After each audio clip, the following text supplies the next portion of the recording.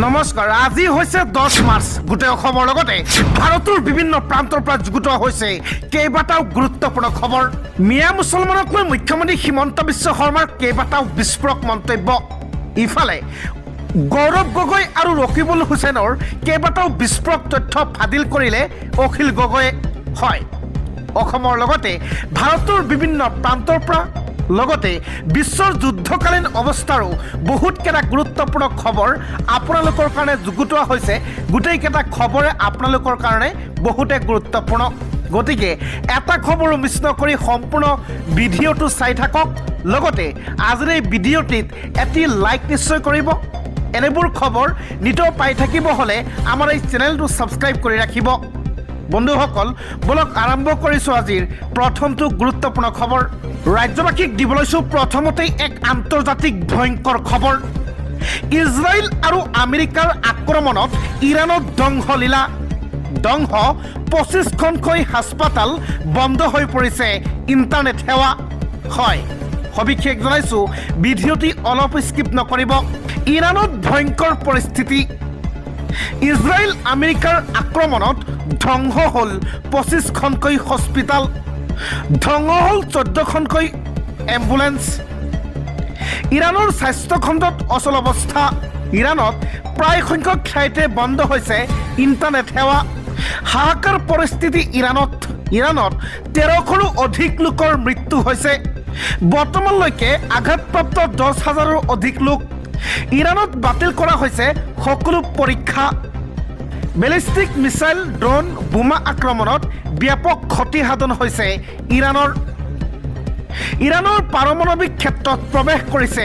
আমেৰিকাৰ special force ভয়ংকৰ আক্ৰমণ প্ৰত্যাক্ৰমত কঁপিছে এতিয়া মধ্যপ্ৰাচ্য ইৰাণৰ বিৰুদ্ধে এইবাৰ যুদ্ধত নামিছে তুৰ্কীও প্ৰত্যক্ষভাৱে ইৰাণক আক্ৰমণ কৰিবলৈ সাজু হৈছে তুৰ্কী ইৰাণৰ বিৰুদ্ধে 6খনকৈ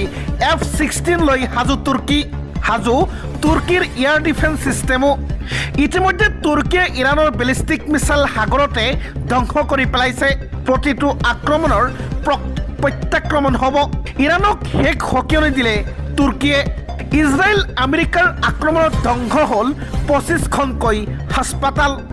গৌৰৱ গগৈ ৰকিবুল হুছেইনক লৈ এইবাৰ অখিল গগৈৰ মহাবিস্ফোৰণ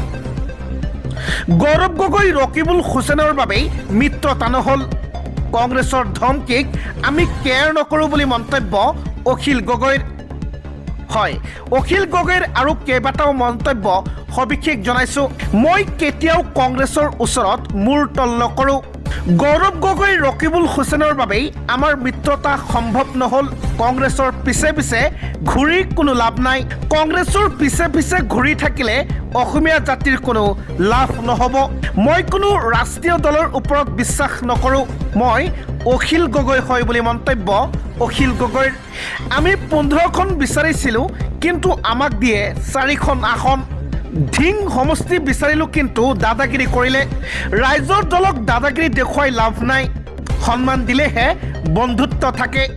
অহংকাৰ কৰিলে ইনচাল্ট কৰিলে কেতিয়াও বন্ধুত্ব নহয় বিজেপিক হৰুৱাবৰ স্বাৰ্থত আমি মিত্ৰতা বিচাৰিছিলোঁ কংগ্ৰেছে ৰাইজৰ দলক ঘৰত কাম কৰা মানুহৰ দৰে ব্যৱহাৰ কৰিলে খুব উজাৰিলে বিধায়ক অখিল গগৈয়ে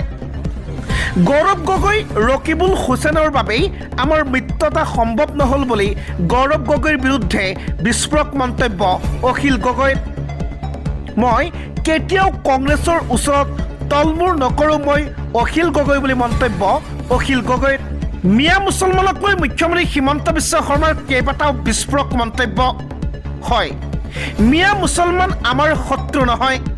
মিয়া মুছলমানক লৈ মুখ্যমন্ত্ৰী হিমন্ত বিশ্ব শৰ্মাই মন্তব্য কৰে মিয়া মুছলমান বিজেপিৰ শত্ৰু নহয় কিন্তু মুখ্যমন্ত্ৰী হিমন্ত বিশ্ব শৰ্মাই মিয়াসকলক বান্ধি দিলে কেইবাটাও চৰ্ত যি চৰ্ত পূৰণ কৰিলে কোনো পধ্যে মিয়াৰ লগত কোনো সমস্যা নাই বুলি বিজেপিৰ মন্তব্য সবিশেষ জনাইছোঁ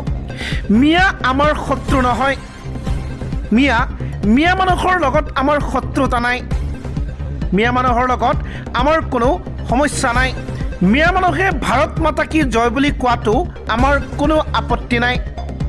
কিন্তু আমাৰ সমস্যা লাভ জেহাদক লৈ আমাৰ সমস্যা মাটি দখলক লৈ আমাৰ সমস্যা সম্পূৰ্ণ বেলেগ বুলি মন্তব্য মুখ্যমন্ত্ৰীৰ। লাভ জাহাজ বন্ধ হ'ব লাগিব, বাল্য বিবাহ বহু বিবাহ বন্ধ হ'ব লাগিব। বাল্য বিবাহ আৰু বহু বিবাহক লৈ মন্তব্য। ভূমি জাহাজ বন্ধ হ'ব লাগিব। মিয়া মানুহে ভাৰত মাতা কি জয় বুলি কোৱাত কোনো আপত্তি নাই, কিন্তু এইকেইটা সমস্যা এইকেইটা চৰ্ত মানি ল'ব লাগিব। আমাৰ সমস্যা জেহাদক লৈ, আমাৰ সমস্যা মাটি দখলক লৈ, আমাৰ সমস্যা সম্পূৰ্ণ বেলেগ বুলি মন্তব্য কৰিলে মুখ্যমন্ত্ৰী হিমন্ত বিশ্ব শৰ্মাই।